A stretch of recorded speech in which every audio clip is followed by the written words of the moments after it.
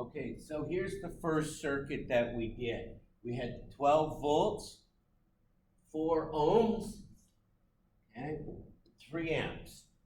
That's your standard series circuit. Most series circuits only have one load, okay? Most of them don't have multiple loads in a row, but we're going to do a multiple load in a row. And there's our information that we've got, 12, 3, and 4. There's our Ohm's law formula. So again, we're going to draw a circuit here. There's our battery, not very neat, that's okay. There's our first resistor, and we're going to have a second resistor on this one, and there's our circuit. I've cut out the fuse and the switch to keep the circuit neater. We still have our 12 volts because we're going to use that for most batteries. And then this time, what's going to happen, we're going to take these ohms, 4 ohms, and we've added another 4 ohm resistor to this circuit, and how we're going to do our math calculations. Now, we can't do this. We need to do a little bit more information since we have a resistor 1, which is the first one, and we have a resistor 2, and then we're going to have our total circuit information. On the other diagram up here, there's our total circuit information because we only had 1 voltage supply, 1 resistor, and then the current, which is equal throughout the circuit.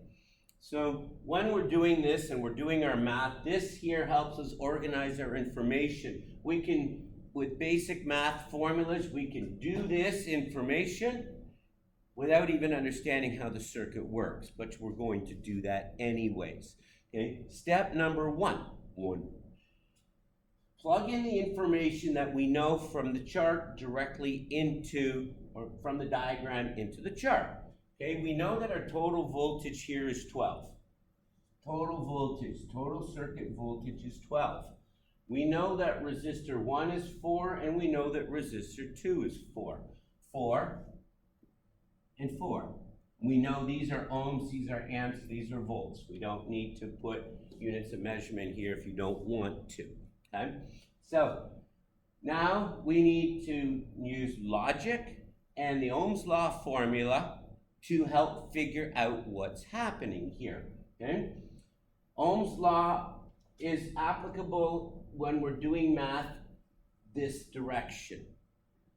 Okay? We can't use Ohm's law, I. Well, there's no I, and I in Ohm's law, but there's E, I, and R.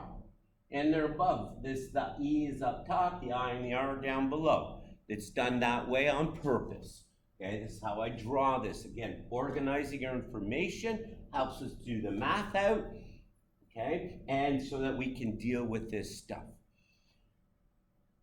So, rules of a series circuit. Total resistance, okay? So first, well, let's go take a step back. Can we do math these ways? No. 12, whatever, you need at least 2 numbers in a row to do math.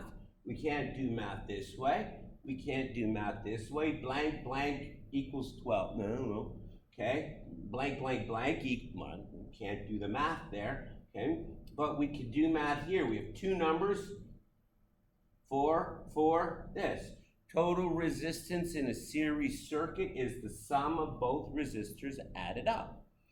4 plus 4 equals the total resistance. Rule of a series circuit. If you don't know that, go back and review rules of a series circuit. We're going to continue through them anyway. 4 and 4 is 8. Okay?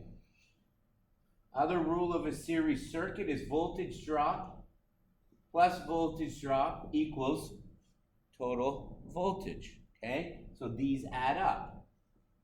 These add up. These are the same. Current is the same throughout the circuit no matter what happens. As we talked about over here, we have 3 amps at this point, 3 amps at that point, 3 amps at that point. Doesn't matter where you measure, amperage is always going to be the same. So the amperage going through resistor 1 is going to be the same as the amperage going through resistor 2, which would be the same as the total amperage we would measure up at this point, or at this point, or at that point. Doesn't matter where. We pick the easiest spot to measure amperage. Okay? And we can draw connectors in here, whatever, how we ever want to do this. Okay? So, now what we've gotten here is two numbers above each other in the same row. Okay? We have 12, we have 8. We need to find I. Okay, we can find I because we have I is E divided by R. So 12 divided by 8. I equals E divided by R. Same as we did over there.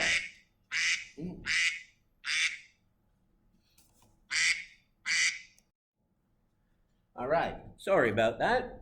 Bad timing. A good blooper reel. I equals 12 divided by 8. Okay? Do we need to know what 12 divided by 8 is? No. We take our handy dandy calculator out. Don't try to do math that's a little bit harder, because if you make a mistake now, you screwed up everything. You don't want to do that. You do not want to make a basic math mistake. Use the calculator. 1.5. Okay? 12 divided by 8 equals 1.5, which equals 1.5 amps. Okay? So there's 1.5 total amps. Now, 1.5 total amps again means 1.5 is going through here, 1.5 is going through there. Okay? So we would put 1.5, 1.5. This is what's happening at each resistor. So we got, so far, we have 4 ohms and 1.5 amps going through it. Here we have 4 ohms, 1.5 amps going through it. Now, voltage, blooper number 2, we're just going to have a blooper reel on this one. Okay? So, what we now have is mathematics able to do this way and this way. Okay? Because we got 2 numbers, we can find the third, right? We cover the E, we have an I times, this means times, this means divide, this means divide. Okay? I times R. So E, the voltage used up, is 4 times 1.5. So E equals I times R, which is 1.5 times 4, okay? Which is 4, 5, 6, equals 6. And if you don't know it, pull out the calculator. Don't make the mistake. 6 volts. This used up 6 volts. So what that means is, at this point here, we had 12 volts. We use up 6 volts. It's used up. So what's the voltage reading at this point? 12 minus 6 is 6. So we would actually, if we measured with the multimeter, gets 12 here, gets 6 there, that means we know that it's used up 6. So we can either measure voltage drop, i.e. in parallel, so we put 1 lead here, 1 lead there, and we get 6. Or we can measure here 12, measure here 6. 12 minus 6 equals 6. That's what the voltmeter does. The voltmeter takes the reading at the red lead, it takes the reading at the black lead, and it subtracts and does the math for you. You don't have to do the math. So wherever we put it here, we got 12, here we get 6. 12 minus 6 is 6, and that's what would be displayed on your multimeter. Multimeter is pretty smart. We don't have to do much work. But that multimeter needs to be put in what we call parallel. It cannot be put in series. It needs to be put across. Okay? On this one here used all the voltage. So at this point there was 12. This point there would be 0. 12 minus 0 is 12. So this is what this multimeter is doing for us. And we would do the math here. Now guess what? I times R, the numbers are the same here, okay? So this is going to be 6 as well. Not too difficult for us to do that same math. So this is going to use up 6 volts. Right? And we know it's going to use up 6 volts for a couple of reasons. One, the numbers are the same. Two, we know we have 6 volts at this point. Okay, there's our 6. And that 6 volts is going to come down to here. So we're going to have 6 volts at that point as well. And since there's no more resistors, the volts at this point between here and here, the volts are going to be 0. So we know we're going to have 0 here. 6 minus 0 is 6. So here's our math, all done out, all nice and neat. You don't even have to understand how the circuit works to plug in these numbers. You put your numbers that you had, do the math as for the formulas and the rules, and there's your formula, there's your rules, and you come out with a chart that's all nice and neat and filled up. Not even having to be aware of this. I could explain the chart, this and this, to somebody who doesn't have a clue on how electricity works, and they can come up with the numbers. Grade 10. This is grade 10 stuff here, okay? Jeez, my damn phone today. Okay? Now the current at this point, again, where's our 1.5? Our amp meter needs to be in series. So we have 1.5 amps going through 8 ohms total resistance with 12 volts. Okay? So anytime, if we had 12 volts going through 8 ohms, we're going to have 1.5 amps, regardless whether we have 2 of 4, we could have 4 of 2, we could have 1 big 8, the numbers are still going to come out the same. It's automatic almost that the battery and the electrons that will come out are based upon how much resistance. It knows it. It knows how much resistance is in the circuit, and that many amps are going to come out.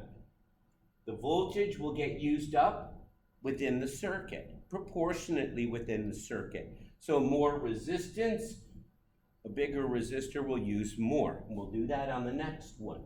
Okay? And here, as we notice, here we had 4 ohms of resistance total in the circuit. This one we have 8. We've doubled the resistance. So this number is 2 times this one. And when the resistance goes up, the current goes down. Here we had 4 ohms and 3 amps. Here we had 8 ohms, double the resistance. The amperage got cut in half. Half of 3 is 1.5. We still have our 12 volts. The voltage doesn't care how much resistance or how much current is going. As long as it can supply the current, it's all that matters. So here, why I did these numbers exactly is because I wanted to show you we double the resistance, we cut the amperage in half. Each resistor uses up some of the voltage proportionate on how big that resistor is. Okay? Let's make some different numbers here.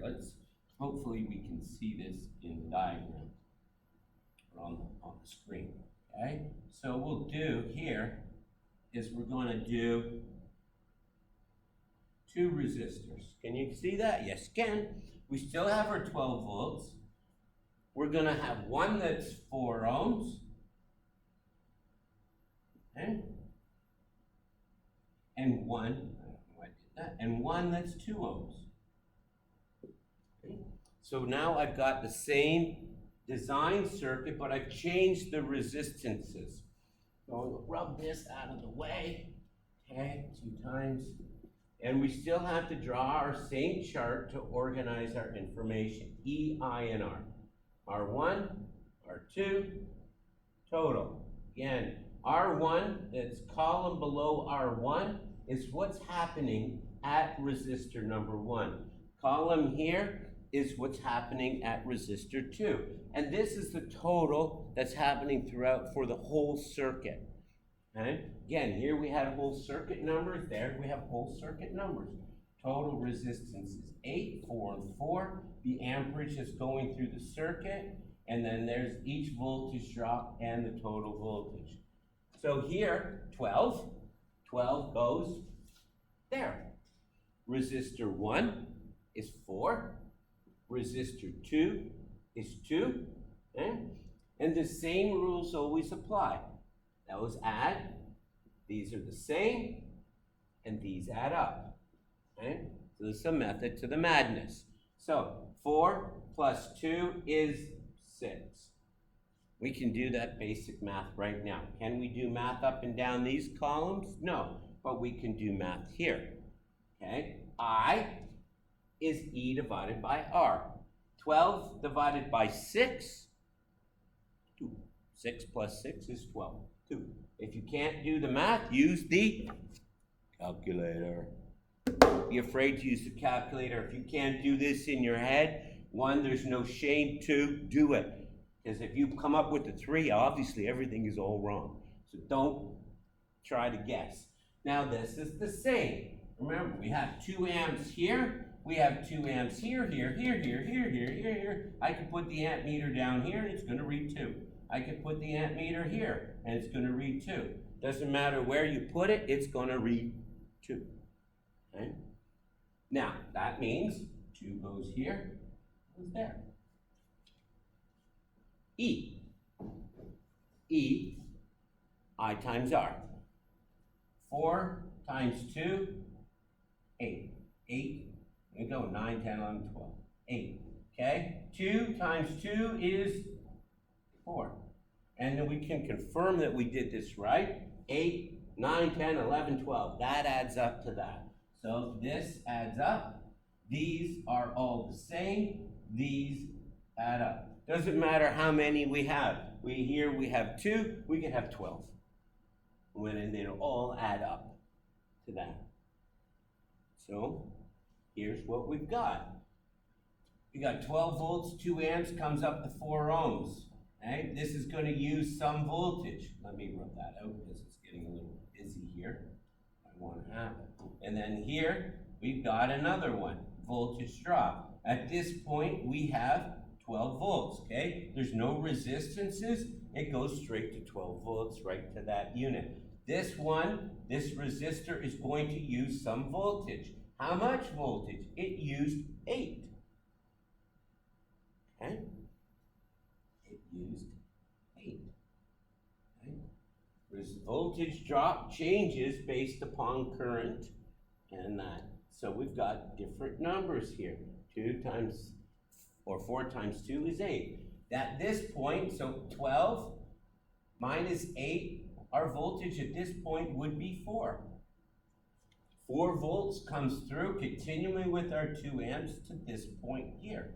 Okay, again, 12 minus 8 is 4. That's what the voltmeter is displaying, that 8 for you there. We have 4 volts there. We know we're going to have 0 volts there. And the voltage drop of this one is obviously going to be 4 because we got our number goes in. So we can plug in these numbers there. We can bring those numbers back here. Okay, 12, that's the voltage. We could even go voltmeter. If we put the voltmeter across the battery, take those leads, put them across the battery, we're going to get our voltage, 12.6, 12.14, depending on whatever it is. Nice, easy 12. We don't want to have hard math here. Then, that again, 12 volts, 2 amps, hits the 4 ohms, it takes away 8 volts. Those 8, okay, 12 minus 8 is 4. 4 comes around to here. This last resistor uses up the 4. We end up with 0 coming back to the battery. Again, we start with 12. We end up with 0. Okay? And based upon the size of the resistance, each resistor is going to use up different voltages if there's a difference. Here, each resistor was identical. So they each use up the exact same amount of voltage. This diagram here, this resistor is twice as big as this, 4, 2, okay? So 2 times 2 is 4. This is double the size. So guess what? It uses double the amount of voltage. See here, more resistance needs more voltage. Lower resistance uses less, and it's proportionate. This is double that, that is double that. It's automatic, it's guaranteed, it's the law, Ohm's law, Or at least that's what he says. We have to believe him. And here you can see our total resistance went down. Our total current went up from this one. Here we have 6, there we have 8. Here we have 2, there we have 1.5. So lower resistance, more current can flow. Higher resistance, less current. This one here, really lower resistance, more current. Okay? So everything is proportionate. We always start with 12, we always end with 0. Current is equal throughout the whole circuit. Okay? Resistance, we can't change that. That's set by whatever. Whether that's the consumer, the load, the light bulb, or a bad connection. The bad connections cause resistance, which is going to cause a drop in current. Okay, imagine this was our whole unit. We want this unit to work like this one here. So this unit here is a perfect unit. So we got 12 volts, we have 4 ohms, that's what we have. Everything is working great. It's going to use up all the voltage, and we have 3 amps going through the circuit. So this consumer needs those 3 amps. It's designed for that. The manufacturer has designed the resistance of the circuit to match the current and to what it needs to do. Light bulbs are different resistances based upon how bright we want to make them. And that we'll get to that later. Then we take this circuit down here. Okay, so that's the good circuit. Here's a bad circuit. So here's our light bulb. So we can even draw this as a light bulb. There's a light bulb. Okay, now that light bulb should have 4 ohms, and it should allow, just like this one up here, I can turn this one into a light bulb too. On a proper circuit, 4 ohms, the 3 amps, going to use up all the voltage. But we have a resistance in the circuit we don't want. Unwanted resistance in the circuit's a big cause of electrical circuit problems. So when the resistance in the circuit goes up, resistance goes up, current goes down. And did the current go down from this one to this one? Yes, it did. We went from 3 to 2 amps. So we have lower current in the circuit. Also, now we have to share some of the voltage. So the voltage that's available to this one is less because we need some voltage left over here. So instead of 12 volts and 3 amps, we now have 8 volts and 2 amps. A lot less energy, a lot less wattage, power, okay, which wattage is a different video. So we have a lot less at this point, and this light bulb's not going to work properly. Customer's going to complain, that light bulb is dim, sir. Can you look into it? And when you start doing your checks, you're going to find out what the problem is. Okay? So this is the basics of, there's your basic circuit, there's a second circuit with 2, and here we can use, this is a broken circuit from that one there. And this is how this unit works. Now, when we want to check it, how would you check it? This bulb is not right. Well, we should have 12. This bulb here is the good bulb. So we're going to measure 12 volts at this here. That 12 volts tells us there's no resistance in the front of the circuit. Okay? Here, 0 volts says there's no voltage resistor back this way. On this circuit, we measure 12 volts before the bulb. And here, there's no resistance in front of it. But here, we don't get our 0, we get a number that's bigger than 0. Everybody remembers greater than 0. Okay? Greater than 0 tells us there's a resistance past that consumer. So 12 says the front is good, 4 says the back is bad. And what we do now, without knowing where that resistor is, we would know that there is something in this part of the circuit. You pull out your wiring diagram.